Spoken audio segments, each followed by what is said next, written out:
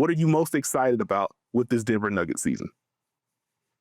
Want to see what the next evolution is for this Nuggets team, because they addressed a lot of concerns. They addressed a lot of question marks. They said we're going to have versatility. We're going to have a bench. We're going to have everything we want. We're going to have defense. We're going to have a big that's better than any big we've had behind Nikola Jokic. We're going to do these things to make sure we have the best chance to make the best run. And so it's one of those things. And I think it was Matt Moore who's had the concept where Coach David Adelman is not trying to fix things that are not broken within Denver. And he's been there for a very long time. I think Matt Moore called it like a refurbishing, a refreshment of sorts of this team. And what does that do for them? And I think roster-wise, you know what you can do offensively around Nikola Jokic. I think the Cam Johnson fit is going to be very good because of what he brings to the table with his cutting. And you can play through Nikola Jokic, and you have guys in different areas who can do and make different plays. Christian Brown's a smart cutter. He's a good screener. Cam Johnson can kind of make those reads, make those cuts, can space the floor. But also, when he gets a dribble handoff, he's someone who, when we think about playmaking, right, we think of, assists and making all the defense two on the ball. Sometimes it could be so simple as coming off a handoff, taking the space, holding a big, and making a play. And that's something Cam Johnson can do time and time again. But you look at little tweaks for Denver where it's your running action for Jokic, it's Jamal Murray spaced in the left corner and not Aaron Gordon. Aaron Gordon's on the wing. Stuff like that. And you look at the rotation where you start to see they kind of have a complementary skill set that they can play throughout the entire game, right? So we know what the starting lineup is, but now you bring in Tim Hardaway Jr. He can shoot, he can cut. He fits in what they're doing. Bruce Brown, he can shoot, he can cut, he can handle the ball. Jonas Valančiūnas, they can play through him. And I think that part is really important because now you have something for the second unit. So if they come in and play with Jokic, they're going to be doing that. You can still do a lot of that with JV. So now you just have a flow, no matter who you put out there, you can kind of play similarly. I'm excited to see how they build that out. Now, defensively is where they're going to have to butter their bread to hit the ceiling. I know it's very easy to knock on the door and say, Denver, number 2, Denver, best team in basketball. I got to see what the defense looks like night in, night out. They have to be able to compete at a certain level if they want to hit the top of the Western Conference, if they want to compete for the championship. They're in the conversation. I would not be surprised if Denver makes a run, but if that defense is not at a certain level night in, night out, they're going to have some of the same issues they've had. I think that's fair. And I think top of mind for me, Steve, as we are once again aligned, literally the others and scheme continuity is what I had for being excited about. Because like the obvious answer is I want to watch Nikola Jokic play basketball. That is with respect to all the other elite players that we have in the league. And we just talked about the Thunder that literally just had the MVP. Nikola Jokic, in my opinion, is still the best player in the league. Not that that can't change. Not that Shea can't take that leap this year. Not that Giannis can't take that leap. Leap sounds funny because Giannis is just 30, 10, and 5 every year. But you know what I mean. Not that it can't be anyone else. I do think it's Jokic still. So, like, that's number one. The scoring, the playmaking, like, he's just absurd. But beyond that, a Denver team that actually has a level of scheme continuity when Jokic goes to the bench really excites me in theory. And I'm glad you hit on their ability to play out of JV. And I think JV now being in a situation to where, like, okay, cool, my job is to mash who's the backup big for the team that we're playing? Like, I can still do the high post stuff and flow in the handoffs. And if all else fails, there's 12 on the clock, I could just put my shoulder into people and it's not insert starting center here. Like we just talked about OKC. Oh, I got to deal with Jalen Williams instead of Chet in these early second quarter minutes. I can do that. That seems pretty cool. So, like, I am excited to see what that Denver portion is going to look like. And, like, related to that, I appreciate kind of the infrastructure this offseason that the Nuggets have put some of their younger guys in, or at least most of them. Because you add a Tim Hardaway Jr., Julian Strawther feels more like a bonus if he pops versus we need him to be incredibly good for this to work. You know what I mean? You add Cam Johnson to the mix. And I guess like Strawther could also play some 3 for you. So it's a similar deal. Like, okay, he could be a bonus versus we need him to pop. There's a young guy that I have as an X factor, so we'll talk about him in a little bit. But these fans should help. Like Tim Hardaway Jr. should help. Cam Johnson should help. I'm not going to step over everything you said because you nailed it, but I'm excited about these words seem These words sound familiar. Yeah, this okay. We're gonna move on. I'm just saying. I'm excited about this. Biggest question. No, I think the other thing is, if you look at what Coach Adelman has tried to do, it's understanding that the bench has to have an impact. Mhm. And so we've talked about how there is still room for some of the younger players while them not having to carry all the weight they had to last year. But it's clear that, hey, it can't be all on the starting unit or playing around the starters. So watching how they grow, the opportunities that Peyton Watson has within what they do, that's going to be very interesting. But none of that matters if they can't keep the ball in front. Yeah, and sure enough, my biggest question is which level or what level would the defense be at this year? And related to that, Steve, as you know, we talked about the deal when it happened. I love the Cam Johnson trade for Denver. That was very good. I think on balance, Cam Johnson is a better player than MPJ. I do wonder in what ways the Nuggets will miss MPJ this year on the court. Like, I do think it's at least worth acknowledging, like, again, on balance, I think Cam is a better defender than MPJ. But you are technically getting smaller from Cam to MPJ. MPJ, when locked in, if they're put two on the ball and he's peeled in early like that is just 6'10". That's peeled in and contest some shots for you. Versus Cam Johnson at 6'7", 6'8". MPJ, very good defensive rebounder, which also helps when you're playing that aggressively defensively, to have someone else on the back line that can end possessions for you. Cam Johnson is a fine rebounder. He isn't that. So, like, I wonder, like, how much will those margins matter? Will Cam make up for it with better, just in general, better off-ball awareness and better on-ball defense? Will that offset some of the rebounding and secondary rim protection? I think it can, and if it does, then I think, again, Denver's just going to be better because I think he is better. But how much will those margins matter is like a question that I have in the back of my head related to the bigger picture question that you already hit on. How good is this defense going to be? Not you missing MPJ. Oh my. Well, no, I'm not going to say that. I don't think that's the case, but I'm just saying there are some elements where it's like, okay, this is going to be a little different. That is all I'm saying. Also, you know who should be super happy about these offseason moves, particularly with the JV edition? Who? Aaron Gordon. Because that brother's walking into a season like, okay, cool. I ain't got to worry about a heavy dose of me at the 5 until the postseason. That's neat. We got a reliable 5 now. It doesn't have to be, well, the Nuggets are minus 15 with Jokic off the floor. We need this Jamal Murray, Aaron Gordon unit. It's cool that AG can just play some more 4. And I do wonder, like, what that opens up for him usage-wise on both ends of the floor. Do we get to see him, like, blitz some pick and rolls now? Because there's a little bit more size behind him. Like, just minor stuff on that front. Who's your X factor or breakout candidate for this team, Steve? I mean, my X factor is probably it's probably Cam Johnson. Okay. Depending on how good he is. If he's able to kind of bring some of what he's brought the last couple of years to what Denver does, that's huge. I mean, I think Christian Brown last year was the guy for me. Mm-hmm. Probably should go Peyton Watson in earnest because of his defensive ability and athleticism. I think that would help Denver a lot, but it's probably one of those 3, the bets of the bets. There's your group. Okay. Peyton Watson was mine. Like, I think, to your point, the athleticism certainly helps. Denver is a team that wants to get stops and get out on the break. And in general, like, the cutting is going to be there. His ability to guard and his ability to block shots is something that has popped and flashed throughout his career. You want more consistency overall, but, like, that has consistently flashed. If he is just night after night, strong on-ball defender, weak side shot blocker, the non-dunk finishing gets better for him, and he's more consistent with corner threes.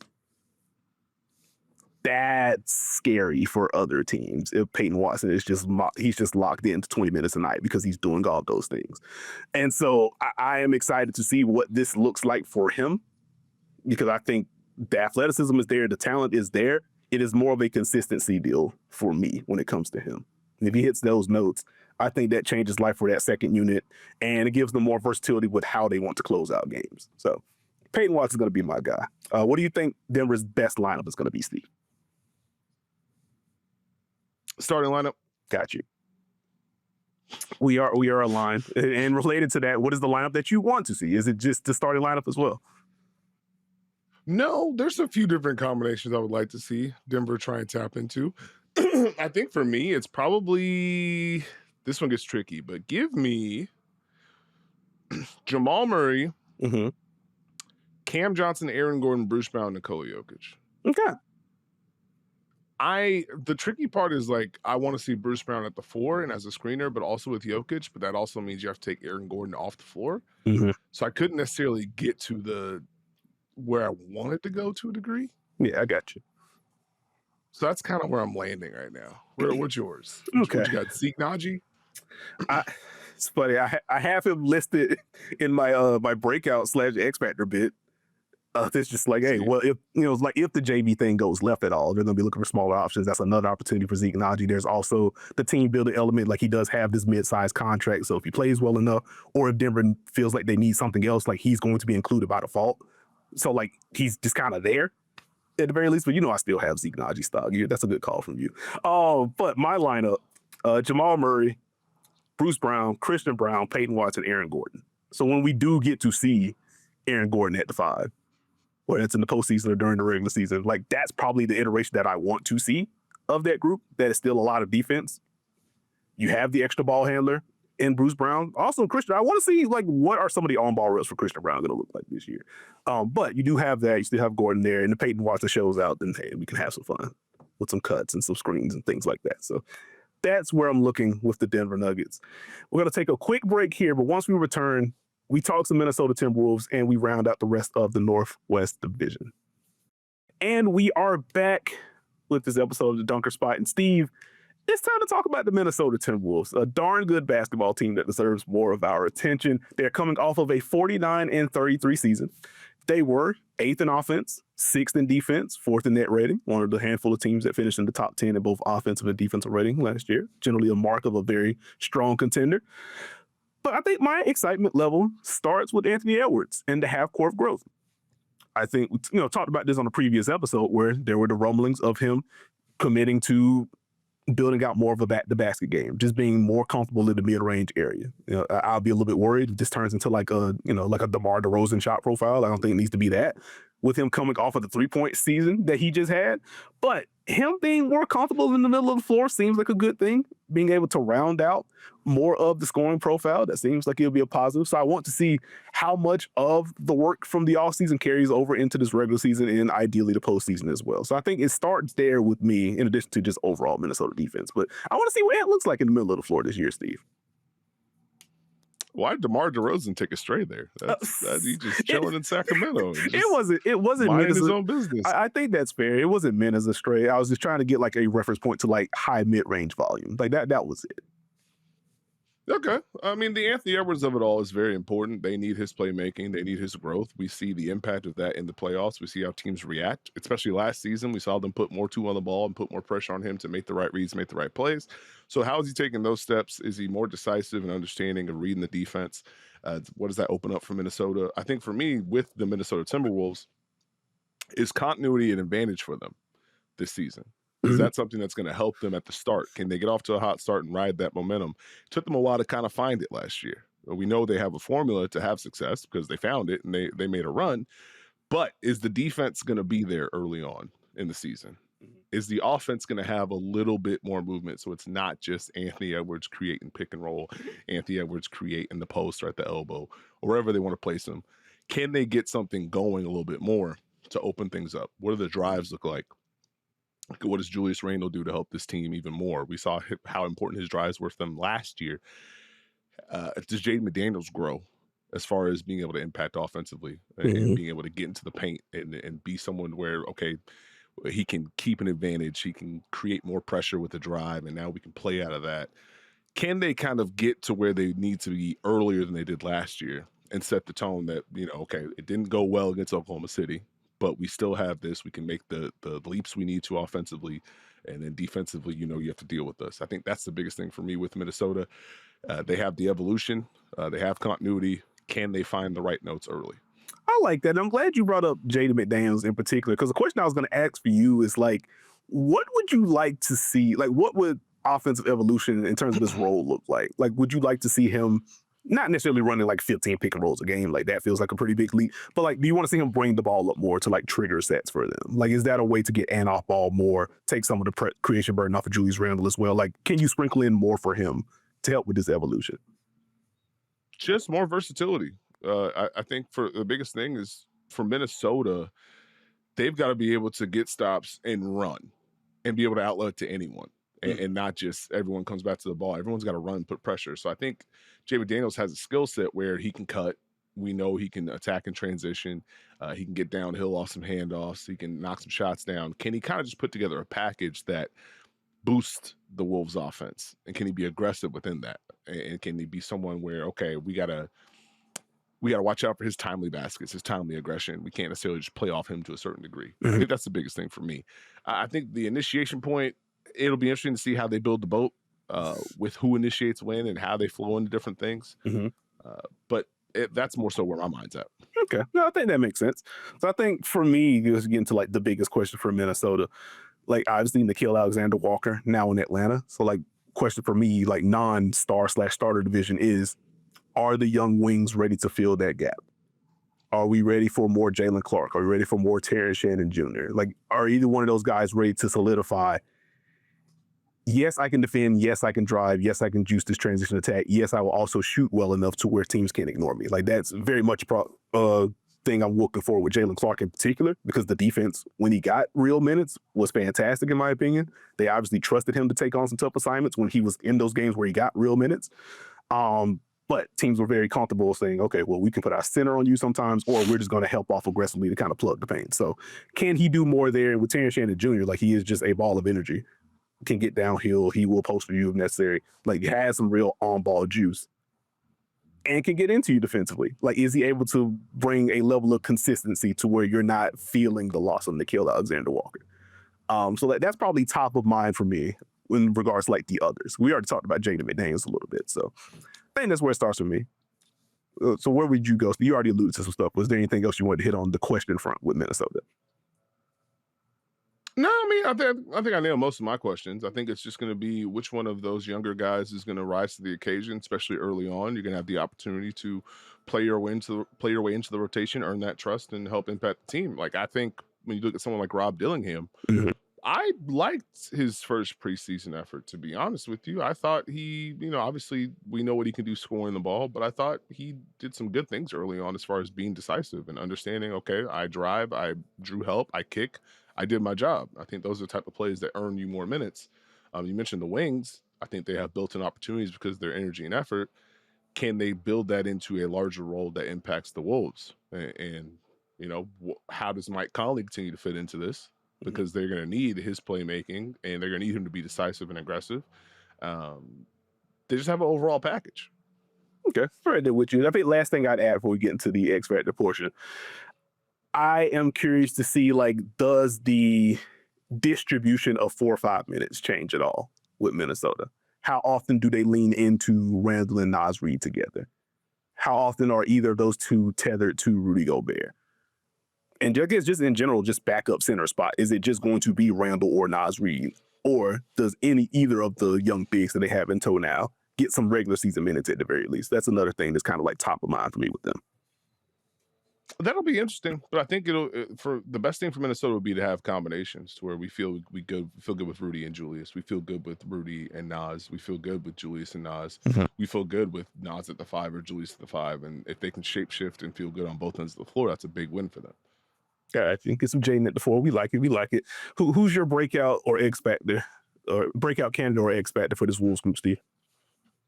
I think it's Jaden McDaniels. I think Jaden McDaniels is the X factor. I think they need him to take a step up and make a leap for them to be able to kind of have him be a pressure point offensively, and they need his defense. So I think the more he grows, the better off they'll be. Okay. Like I think I mentioned the wings already. You mentioned Rob Dillingham. And so because we haven't talked about him yet, and he's obviously a very important piece to this team, Donte DiVincenzo, need a good year. You want a level of consistency from him. We know he can defend. We know what his shooting opens up, both off the catch and even some of the transition pull-ups they can flow into. His ability to play off of Anthony Edwards when they want to size up a little bit in the backcourt is obviously important. And so if you are getting like a B+ or level of consistency on both ends of the floor from Donte DiVincenzo, that certainly enhances their line of versatility. That enhances their ability to perform on both ends of the floor. So I'll go Donte since we've already talked about the younger guys. I have a secondary one. What you got? Bald Rudy Gobert. The barber? No. But He came back with a ball head and finishing. I don't know what you want me to do. Yeah, I wasn't expecting to do like for my SpongeBob fans out here, like seeing Rudy in their first preseason game immediately going into the King Neptune reference from the SpongeBob movie. Absolutely fried me. Okay. I'm sorry. Anyway, what do you think Minnesota's best lineup is going to be this year, Steve? I think it's probably going to be Dante, Anthony Edwards, Jaden McDaniels, Julius Randle, Rudy Gobert. Ooh, we were so close. We were so close. I had Dante, Jaden, Rudy. I had Naz Reid as what I think will be the best lineup. I will say, if we do get more of like second half of the year / post-injury Julius Randle, just more often this year, like that's probably going to be the answer. Because just looking at the numbers last year, with those 5, with Randle in, it was a -15 in 247 minutes. With Reid in Randle's place, it was +23 in 131 minutes. But again, like if Julius Randle is going to be the decisive shot-making version of himself that we saw, particularly in the postseason, like I think it still be positive with Naz, but I do think that group flips to the positive this year. So like I think that's a good call on your part. My secondary one was Mike Conley, Anthony Edwards, Jaden McDaniels, Naz Reid, Julius Randle. But they need the Reid Randle of it all to hold up defensively and to punish switches. Mm-hmm. And I don't know if we're there yet. Like I like the aggression from Naz Reid. Mm-hmm. Well, I mean, it's just if you're coaching against that lineup, it's switch and help or switch and contain, and it's a poison you can choose, right? Mm-hmm. So it's like how much of that scoring would have to make me feel like, okay, we're at a disadvantage. That's my concern.